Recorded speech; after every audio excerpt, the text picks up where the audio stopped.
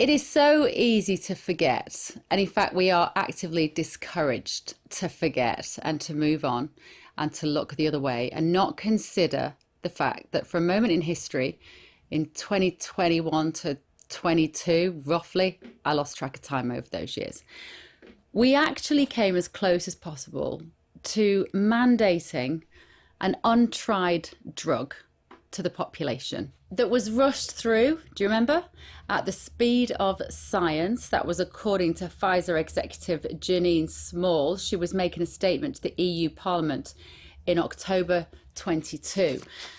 Well, it's now 2024 and the effects of the speed of science are only just really becoming apparent. In the UK's own vaccine compensation scheme, there have been 14,000 people who have applied for a payment. You won't hear that on the news. It isn't on any of the headlines. It isn't in any of the papers. It was only the Daily Telegraph who did a Freedom of Information request to find out how many people had applied. And sure enough, 14,000 of them. So the conditions that they're reporting: heart attacks, blood clots, inflammation of the spinal cord, excessive swelling of the vaccinated limb, facial paralysis. Around 97% of them are applied to the AstraZeneca jab, but there was also some for Pfizer and Moderna. Now, since the Vaccine Damage Payment Scheme was founded in 1979, it had had around 16,000 applications since 1979, and 14,000 of them are related to the COVID injections. Scandalously, thousands of people have been turned down for these payments because they are not, quote, disabled enough. And the most money that you can get, which is taxpayers' money, because remember the drug companies were granted absolute immunity from any sort of compensation, the most money you can get is £120,000, which might sound like a lot. But if you were a well-paid executive in your late 30s and you took this drug and you were injured, then £120,000 is nothing compared to what you would have earned over a lifetime in your existing job. 5,500 claims have been rejected. And of course, there will be many, many more, the numbers of which we can't possibly know, of people who have suffered disabilities and injuries and autoimmune conditions and strange aches, pains and swellings and inflammations that could be related to the vaccines, as they are. But we will never know, and they may never know. Administrative staff processing these claims had to be increased from 4 to 80 people last year because they were coming in so quickly. And more than 700 people have been waiting over a year for a decision. But nobody's talking about these people. Nobody is interviewing them. Nobody in the newspapers is profiling these people. And remember, we were all told that we had to take this drug to protect other people. So many young people, particularly, didn't need any of these mRNA injections. Arguably, nobody did. And if you remember, in Parliament, there was a vote on whether there should be vaccine mandates in the care homes. That was in July 2021. Now, what did we already know by July 2021? Well, we knew in October 2020 that the vaccine trials rushed through at the speed of science had never tested the drug for transmission. They'd never tested to see whether if you took that drug and you put yourself at potential harm, that you were going to stop passing it on. They never trialed that, and nobody ever talked about that. In July 2021, we knew that the vaccination offered very little reduction in passing on COVID because of the figures that we then had. So it was not relevant to the workers of care homes as to whether they should be forced to take this drug to keep their job. We also knew at that time that coronavirus vaccines throughout history had a risk of creating antibody-dependent enhancement. So in other words, if you got the virus a second time round, you might be more susceptible to more illness than if you hadn't had the drug in the first place. And by June 2021, there were already 300,000 registered adverse reactions to the UK's own yellow card reporting system. 300,000 adverse reactions. And it had always been known for decades that the yellow card reporting system is so little known about and so poorly administered that it only registers between 1 to 10% of all injuries. So that 300,000 could have been just 1% of actual adverse events. By June 2021, when the MPs were voting on this, we also already knew that 1,400 of those adverse reactions recorded in Yellow Card were deaths. We knew that they were deaths. And under any other circumstances, if a virus hadn't had such a phenomenal global marketing campaign as this had, that drug would have been pulled off the market at that point. But instead, the MPs were voting on whether it should be mandatory to keep your job in a care home. I was the victim of that on social media. I had loads of posts taken down. I was always getting the equivalent then of community notes every time that I tried to tell people about the risks that they might be putting themselves. I don't need an apology. I really don't. Yeah, well, it might be quite nice, but I don't need an apology for that. I don't take any satisfaction in being right. I desperately wanted to be wrong. But this compensation scheme payout would suggest that I wasn't wrong. And the question that remains is how many people took this drug, not because it would protect them from an illness from which they were at a vanishingly small risk of being very ill, but they took it to fly, they took it to visit family, they took it to go on holiday, and they took it because the government told them it was the right thing to do. And therefore we have undermined so much trust every time the government tells us anything is the right thing to do.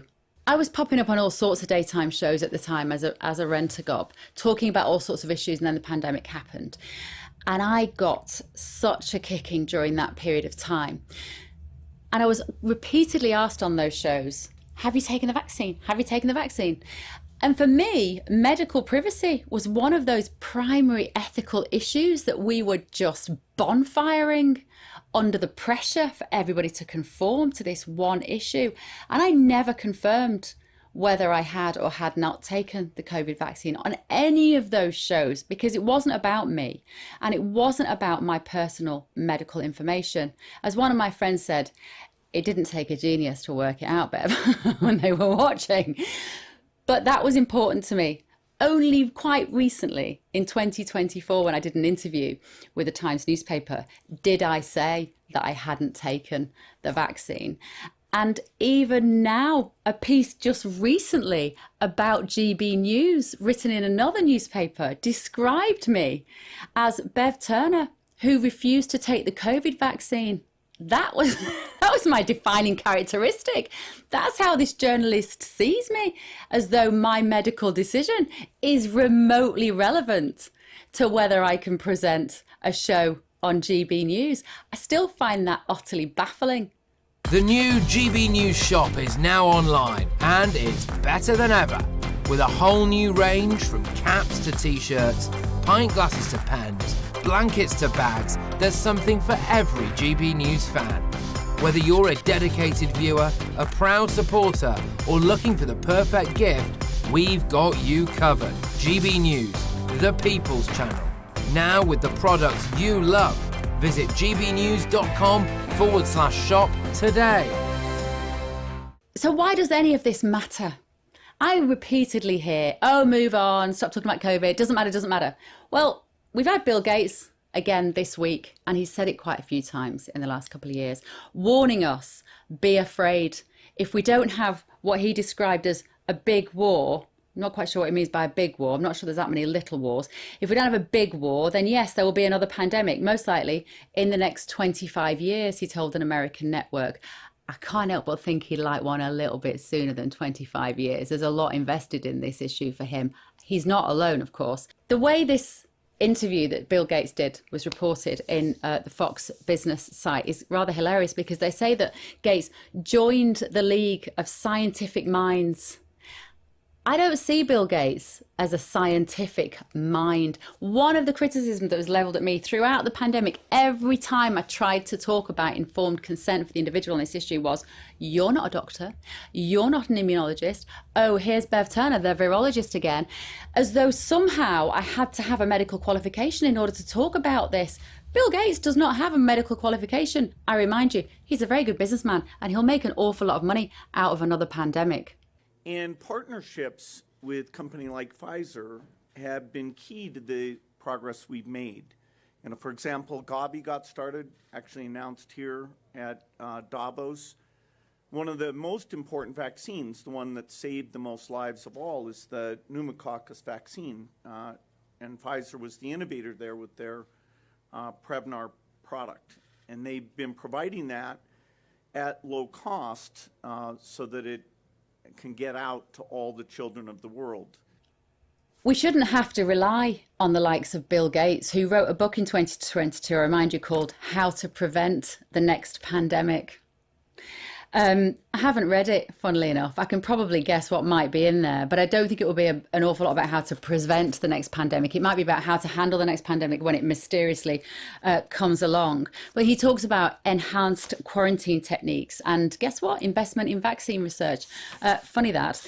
But we shouldn't have to rely on Bill Gates to tell us. The COVID inquiry in the UK should be doing a much better job. It shouldn't be costing the billions of pounds that it's costing. It shouldn't be taking the many, many years that it's going to take, because the next pandemic, in inverted commas, may just come along if the powers that be, if the globalists, if the drug companies, if the medical healthcare regulatory authorities, if there are biddable MPs and stupid MPs who believe what they're told, decide that we're in the next pandemic, then we could all be right there.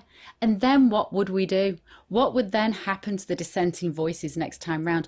Are enough people awake to the element of control that is exacted as soon as that trigger is pulled on the next pandemic? That's what keeps me awake at night. Let me just give you an idea of the kind of people that were injured trying to do the right thing by taking the COVID injections.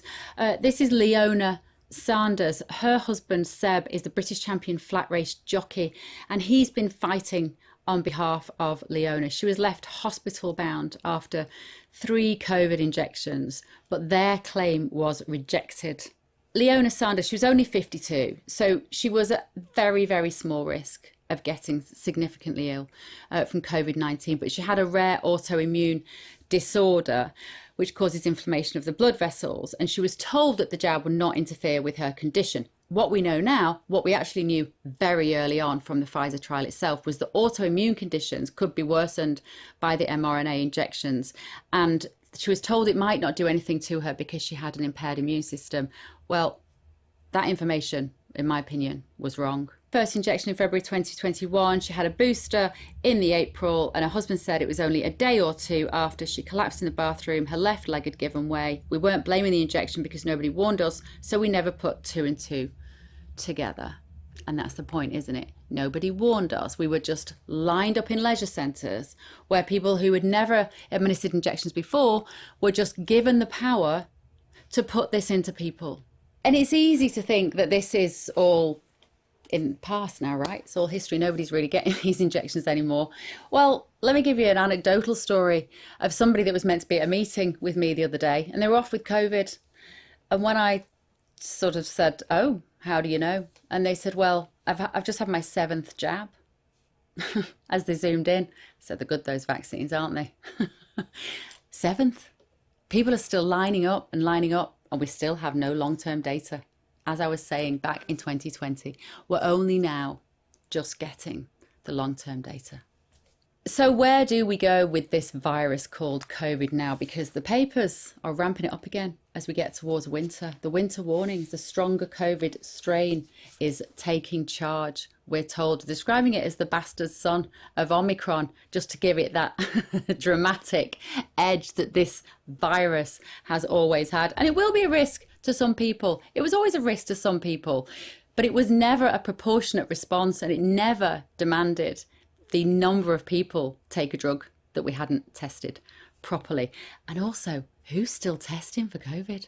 Who is still doing that with those flawed tests that were never reliable in the first place? That's the bit I find utterly baffling. Subscribe to see more of our latest videos on the topics that you care about.